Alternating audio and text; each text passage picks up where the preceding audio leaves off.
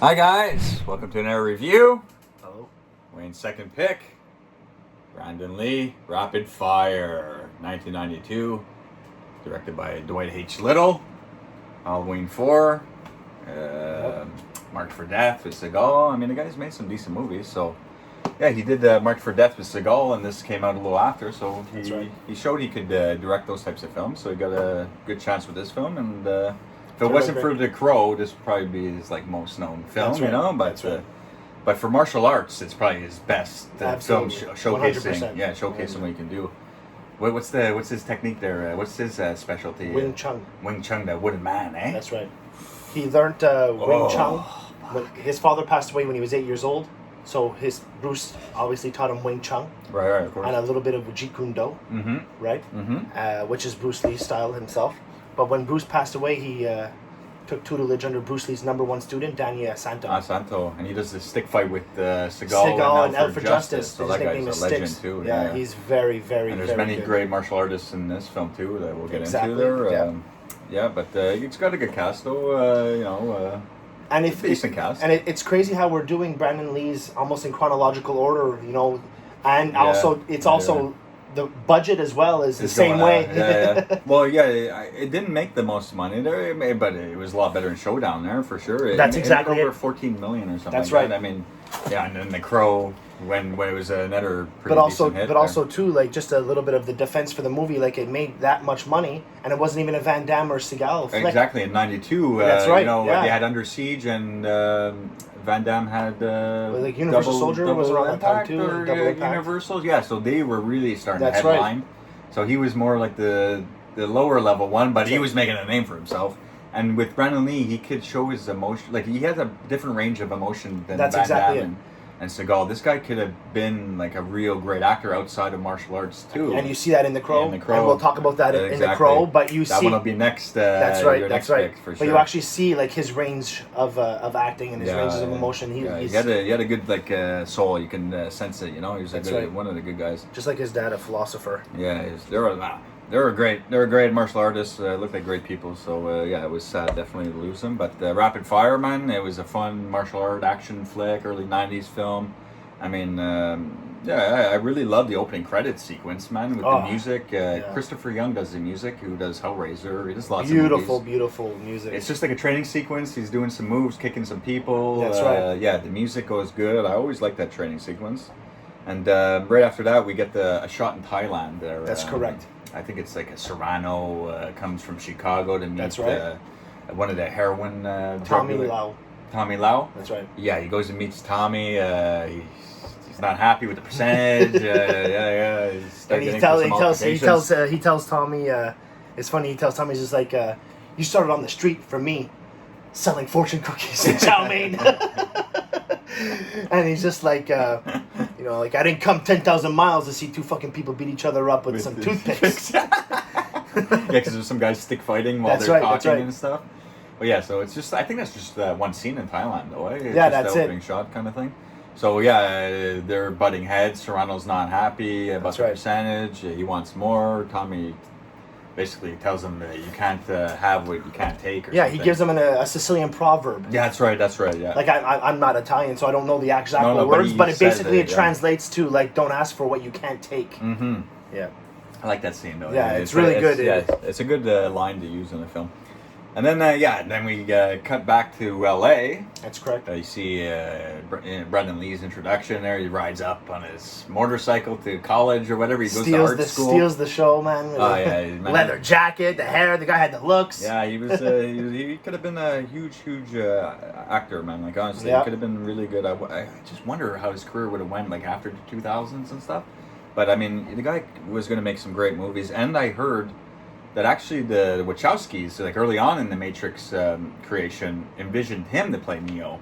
And if you look at Keanu Reeves, I mean, it's almost he looks like a Brandon Lee, and he was a martial artist. The fight sequence, So they knew he had the martial art background, he had the look, he was becoming a great actor. So when they were envisioning Matrix, and everything, they envisioned him originally for Neo, even before Will Smith and all that nonsense. Yeah, and that would have been great. That would have been insane. Brandon Lee and Matrix, that would have been his trilogy, or whenever the fourth one comes out. Oh man, that would have been insane. But yeah, anyways, but yeah, he's in art school. He's doing a drawing of a naked chick in class. We forgot to mention that the Tiananmen Square right, protest. there's a protest at the school. There's a protest right. when he first pulls up. There's a protest. There's a guy protesting for Tiananmen Square, which is the movie. It came out in 92, and Tiananmen Square was like, I think, is it 89? Okay, so but he gets like some flashbacks of his father dying in Tiananmen Square, getting ran over. His dad went to go help a girl who rafter fell on top of her. Yeah. He went to go help her and got ran over by. So you just get a little quick flashback sequence. Then they're in class and he's drawing the naked chick there. But she kind of comes on to him, asks him to, maybe go out on a date. So he's like, yeah, sure, why not? So whatever. Yeah. And there's a little funny line. She's just like, maybe you like me better with my clothes on. Oh yeah. And as she walks out, he closes the door. He's just like, don't bet on it. Brandon Lee with his little one-liners, he was great, man. But their date is supposed to be at like that art gallery event. That's it. And it's the same protesters that are there, and we find out that they kind of like hired that girl to draw him there. That's right. Because they want to hear his story. He was actually there at that event, but he doesn't want anything to do with the protesters, No. So yeah, he gets drugged there by the girl. Well, not drugged, but dragged there. That's right. Let's go to this party, and then he realizes it's not a real date, kind of. But she's like, still, let me make it up to you. Yeah. He's there to stay. He's there to stay, have a few drinks, maybe. But that's what's also the guy's name? You also meet Chang. Chang, that's the guy's name. Yeah, Tommy Lau, his underboss. Guy, but he's this guy in L.A. That's right. for heroin, all that distribution. That's correct. And but Serrano's waiting for him in his office at that event. Yeah, it's funny. I love it. When Chang wants to opens the door and closes it, and he sees Serrano just sitting there with a shotgun. He's loading the shotgun. He's just like, "We came down the chimney." Oh. Yeah. But that Serrano guy, his name's Nick Mancuso. He's in the Under Siege films. He's that chain smoker there. Yeah, that's in it. the command center. He kind of annoys me in that. I think films. His name is Tom Breaker in the movie. Under Siege. Is it? Yeah, he's always smoking. He bothers me in those films, but this film he plays a good role as Serrano. Tommy Lee Jones in number 1 Under Siege, like, wake up, Tommy! Smacks the head. Like, it's so good. Yeah. Well, I just recently did the Seagal Top 10, and I love that. I love revisiting all his films. It was fun. And yeah, so I noticed Nick Mancuso. Oh fuck, he was in Under Siege films too. But both of them, man. What a weird thing that he's a crossover character. He's one of with him and Seagal. We need them two to carry on the franchise. And here he's playing a mob boss. But he does good though, man. No, he looks like a bit of a crazy Mickey Rourke, I find. The way his face looks. But that encounter with Chang in his office. Yeah. He's like, I'm taking you out, taking your percentage. He's getting ready with a shotgun. And he allows like Chang to get a knife off at him. Whoa! He just misses him. Like this guy's not on the ball there, Like he's two henchmen like watching him too, behind him.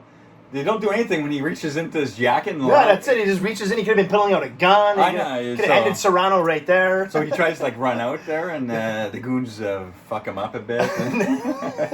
And then Serrano's just like, I got him! And just fucking blows away. Like, there's an event party going on outside. He blows the fucking guy through the glass window into the party. And, like, you just see Brandon Lee, like, look at Serrano because he's on the other side of the glass, And then he grabs his boss, Brenner. He's just like, that punk kid saw me whack Chang. Oh, he's like acting like a fucking punk child himself. Like, what the hell, man? Like, you're supposed to be like a boss. Calm down. And maybe bring a silencer next time and not blow the guy through the fucking glass window. Yeah, when he comes in, you know what I mean? A little hammer to the head. That's the early '90s cheese that we love. We don't mind. The guy's body had to fly through the plate glass window. But man, you start seeing Brandon Lee's wooden man techniques going. Yeah, the Wing Chun, the Jeet Kune Do, man. He really lit it up there, man. You can tell, man. This guy, he's quick. He's just so quick, man. Even his kicks, man. That one guy, he grabs the guy by the headlock and he kicks him with his opposite foot, like behind him, and then it's so good. But with these martial art films, they allow the scene to breathe a little bit. You know, they let him do his things. And like martial art films today, it's the quick editing. Yeah. They see a shot of the person, a shot of his foot, hitting the face. It's like back and forth. This you let the guy fucking do his thing. The guy knows what he's doing. Let him fucking do his thing. And this film is great for like the fight scenes. Yeah. I love the fight scenes. Like the part 2 where he kicks the table in the guy's face and then trips him, breaks the arm, and as he breaks the arm that's like that, a stunt though. He goes like this to break the arm. The gun goes flying up. He grabs the gun and starts shooting him. Man, that's like some Jackie Chan type. That's great stunts. Like man, Brandon Lee was special. Man. He was going to be one of the greats for sure. But after that whole art gallery shootout fight scene, he gets like questioned, interrogated he gets picked up by the cops. feds. So yeah, they're in the interrogation room. He draws out Serrano's face. That's right. And whatever. That's where his drawing skills come in handy. And that actor I like, Raymond J. Barry. He's That's right. in this film. He plays Frank. He's like a dirty cop. Yeah, but you don't know he's dirty at the moment. Not at the moment. You don't know he's dirty at the moment. I said he's like trying to help Brandon Lee. Supposedly, he gets him brought to Chicago. That's correct. Yeah. There's like a safe house apartment there. He leaves him with 2 cops. He's there to testify against Serrano. That's right. He saw Serrano kill Chang. That's it. So yeah, we're in Chicago now. We started off a little scene in Thailand, LA, Chicago. So it's fun locations and just to see the different cities. Especially when you see the opening of the Chicago location, you see the bridge and everything like that. You know it's Chicago right away. And so when Brandon Lee gets brought to the apartment building, though, there's like 2 dirty cops and. There's 1 good cop, there's 2 dirty cops. That's right. He's like in the kitchen looking for something to eat, Brandon. And he's just like, Pop-Tarts! Closes the thing, opens up the fridge, more Pop-Tarts. It's like, oh, this is good. And then one of the cops makes a funny joke. She's like, hey, he's like, his name in the movie is Jake Lowe. I said Brad in there, but it's Jake Lowe. So he's just like, hey, Jake, we could order Chinese if you want. A little wise squeak. Wise crack. But then one of the cops goes, no one testifies against Serrano. Yeah, well, because Brandon Lee's just like, well, how many guys are going to be testifying against Serrano as he's eating, right? And the guy's like, nobody testifies against Serrano. And that alarms him. Yeah, it kind of alarms me. He's like, what are you talking about? Why would you say that? I'm here to testify. What do you mean, no one? So then there's like some good fight scenes in the apartment. Some really good ones. And he's able to escape that apartment. That's right. And he calls Frank. Because we don't know he's dirty still and whatnot. He just says, these guys tried to kill me. What do I do? Okay, So Frank tells him to meet him. It's like some laneway or behind a building there. But Powers Booth, we get like a scene with Powers Booth, his introduction scene, and his intelligence officer, that girl, Kate Hodge, her name is in real life? Yeah. Carla in the movie. Oh, Carla, yeah. Kate Hodge in real life is her name, and she's from Texas Chainsaw Massacre Part 3, That's correct, Leatherface. So that was cool little information that I forgot. And so we get her and Powers Booth. They're in like some type of office that has a bowling alley. I think it is actually a bowling alley. Yeah, no, he's bowling and stuff at some scenes, and but he's been after these drug dealers for like 10 years. Yeah, he's been after them for 10 years. Yeah, but he gets what? He gets like some information that from his intelligence officer that Brandon Lee was there to do to testify against Serrano. Right, right. So Powers Booth goes with that. He kind of like he taps Frank's line. He taps Serrano's line. Serrano's line, right? Yeah. So when Brandon Lee calls Frank and tells him what happens, that's it. When Frank calls Serrano to tell him he got away, the kid got away, he's able to hear it, and he has that tape. So Powers Booth goes to where Brandon Lee is meeting Frank again. Yeah, that's right. And then they're there to kill him, but Powers Booth, just like, come with me if you want to live. Yeah, come with me if you want to live. So now we know Frank is dirty. Yeah, that's it. He's the guy trying to kill him for Serrano. That's right. So yeah, that's the dirty cop Serrano's got in his back pocket, and but Brandon Lee gets off with he gets kind of like rescued by Powers Booth. They drive away, but I love the next day, man. They show up at Frank's house. Bro, the fastest kick I've ever seen. I know, it's the quickest. And not the one that Steven Seagal said he taught Anderson Silva there at the UFC. Literally the fastest kick you ever seen. Oh man, Brandon Lee had it. He had the Bruce Lee quickness. Guy, it was ridiculous. He rings the doorbell. And Frank answers. He's like shocked to see Brandon Lee there with Powers Booth. Kick right in the face. He's like Brandon Lee's just standing there. Doesn't even have to even get it set for the kick. He's standing there. Woo! His foot is like 8 feet in the air, and Frank goes flying in his stairwell. He throws him in the cabinet. He goes right through the display case. His wife is what the fuck? We're the cops. It's okay. Yeah, we're the cops. It's okay. And then Frank's like, we're just here to talk, honey. They're just here to talk. And what is Powers Booth's good thing there. He's just like, Jake, why don't you take your Fists of Fury outside? You're making this old man nervous. Yeah, it's true. But that's like a little paid homage. Fury. Yeah, Fists of Fury, his dad's movie. Yeah, that's it. So that's a funny little line. That's it. But it's funny. So, but we kind of figured that Powers Booth. I think that's why he tells them to wait outside, because he knows he has the tape. That's right. That Frank is dirty, so he could just simply give that tape in to his superiors. Get the kid Brandon Lee, scot-free, because his name cleared. Yeah. And but he's been after these guys for years, so he wants to use Brandon Lee to actually take them down. That's right. So he doesn't tell Brandon Lee that any of this. Has them wait outside.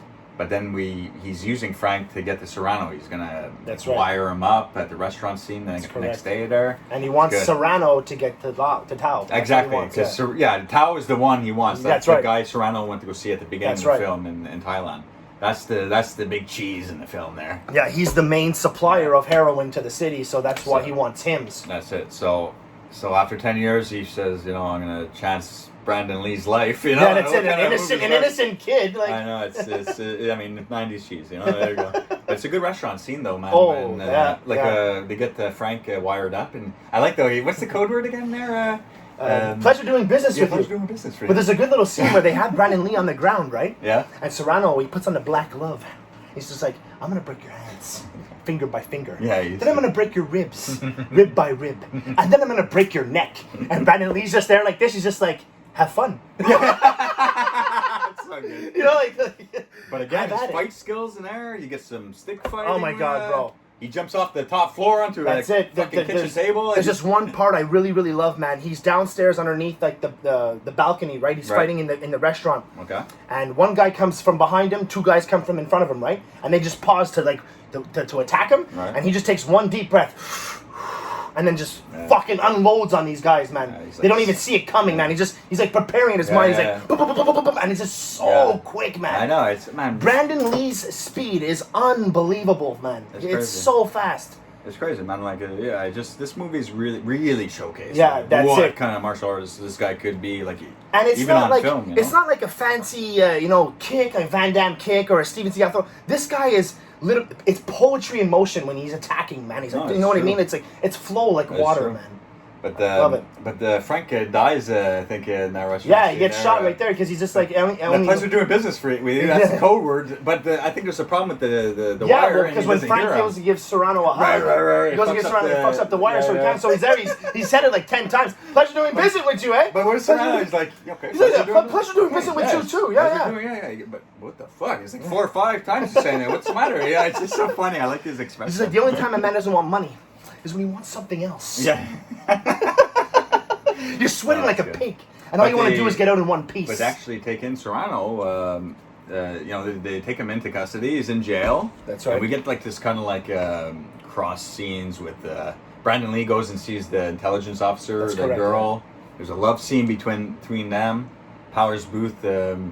He's raiding Tao's factory, heroin factory. He comes up empty. There's no drugs. Yeah, that's right. Because it's a laundry, like a clothes factory. Yeah. So he just sees like laundry everywhere. There's no traces of drugs. So he comes up empty.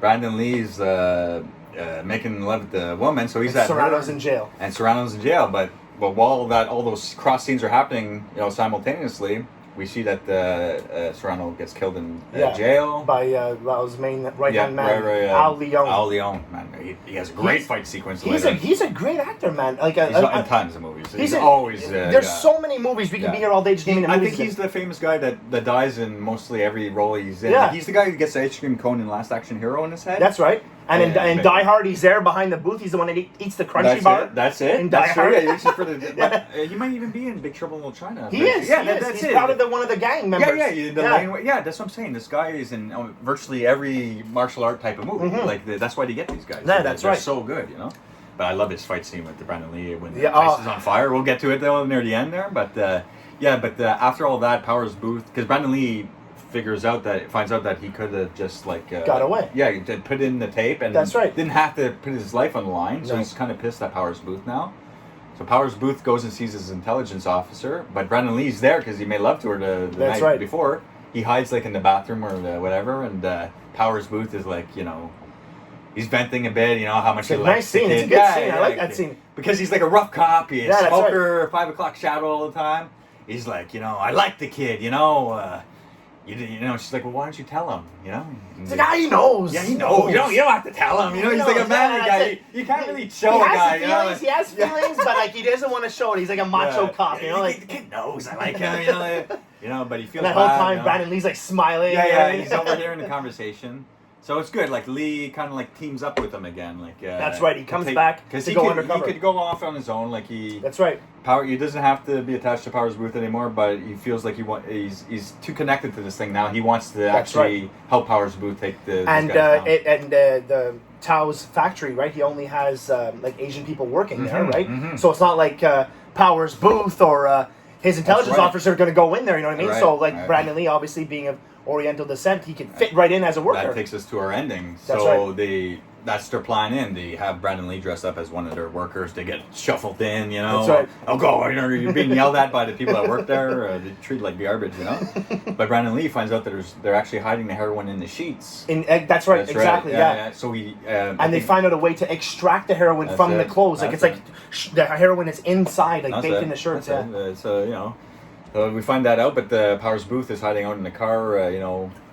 Away from the factory, but he gets like captured, the drugged, intelligence officer tied as up well. to the chair. She gets taken the as girl well. too. Brandon Lee saves the fucking day, man. Comes in. Oh bam, God! Oh, yeah, so good. Some of the fight scenes in this movie, but let's get to the fire scene with Al Leong and and Brandon Lee. We have to really break this because down. Al Leong is like he's trained with Danny Asanto. Danny Asanto. Like he was like his second almost. Like he's really really good. He's very good. And he's like we said, he's like in all these big films. You can always spot him for a few seconds in every film. Yeah, he's got that goatee beard. You'll know who Al Leong is if you know these types of films. You just always spot him in all these movies. It's hilarious. And like honestly, for me personally, the fight between Brandon Lee and Al Leong, because you see the wooden man. Yeah, that's really it. You see the Wing Chun, you see the Jeet Kune Do from them both. You know what I mean? Yeah. Like it's just so beautifully done. It's literally watching like I said it before, poetry in motion. I know. It's one of my favorite fight scenes of all time in a movie. I just love how it flows, man. Like the fire, the setting of the fire, and the music really as well. I love it, man. It's probably one of my favorite fight scenes in a movie of all time. But Powers Booth gets shot in the stomach too. Yeah. He's like left for dead because Brandon Lee's like going after. That's right. He fights Al Leong, he takes him out in that like 3 or 4 minute great fight scene, man. It's an excellent scene, man. Just like you said, the flames in the background, man. The music. The music again. Christopher Young's music in this film. It's excellent. So good. It's even better than Showdown and Little Tokyo's music, in my opinion. But I mean, the music is phenomenal for this film. I love it so much. But he gets shot in the stomach at Powers Booth. Brandon Lee goes after Tao. That's right. They head over to like the train tracks, bro. So some altercation, little fight there. Fight on the train tracks with some metal bars somewhere on the track. Somewhere. Yeah. But man, when Tao is getting electrocuted, and then after he falls down, another train comes. He just has a big scream. But bro, he's like standing so straight. But they get like a 2-shot, one frontal and one back. He's standing so straight up, bro. He's like Marv in Home Alone 2. Yeah, it's almost like that scream. Yeah, he's getting electrocuted. In fact, it's great, man. I love that death. But doesn't he get hit by a train though? Like that's it. He falls back, and that's when he's just like, boom. So after getting electrocuted, he gets fucking hit. And then Brandon Lee, you see him. He gets away there. He's on the side, but he goes back to the factory, and that's right. Yeah, the girl says he's the Powers Booth. Never came out. So he goes back into the factory. He has like flashbacks to his dad. Flashbacks of his dad. Yeah, that's it from Tiananmen Square. His dad dying, so he kind of like it's like a reference, to Powers Booth. It's together. Right. Oh, it's a great movie, man. I really enjoyed this film. But he goes in that fucking factory. It's burning. That's it, and he pulls him out. Powers Booth is a big guy, man. Carries him. Like that guy's heavy, man. It might have had a stunt double for him to carry. Actually, didn't Powers Booth and that Raymond J. Barry play in Sudden? They played in Sudden Death together with Van Damme. Yeah. So it was just a funny little tie-in that we thought of, or I thought of. But so he saves Booth. They're a nice little fucking ending. Again with the great music and the good music, man. Save the day, man. It's for the fight sequences though, man. Love it, man. There's not much guns from this guy. This guy just takes everyone out. He's not like Lundgren running around with a big MK40. Just mowing people down. Showdown in Little Tokyo is fun for what it is, but Rapid Fire was great. Yeah. And then we get to the Crow. It really showcased his martial arts skills. Yeah. And then the Crow showcased like his vulnerability, his sensitive skills. side. Yeah, because you'll never see Seagal showing a sensitive side. No. Van Damme, he's a little too goofy to have you care for him emotionally. That's right. You just want to see him kick ass. But Brandon Lee, man, was the only one that you could really attach yourself to and and really root for. Like this guy 100%. had it all. But so it's going to lead us to the next Crow. film. To The Crow. His next review. We're going to Crow. come back tomorrow. The Crow. Oh, it's Can't going wait. to be a hard one to do, but I mean, it's a fantastic film. It's going to be sad though, you know. 100%. It'll be our farewell to him, and we'll Dedicate it to him and his family family. for sure, man. Anyways, guys, we'll cut it there. Have Hope a great you night, enjoyed guys. Thank you very much. Take care, guys. Bye.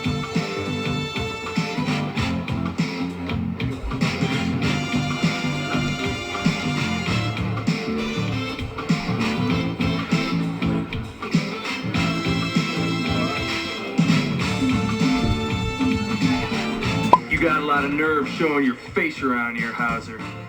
Look who's talking.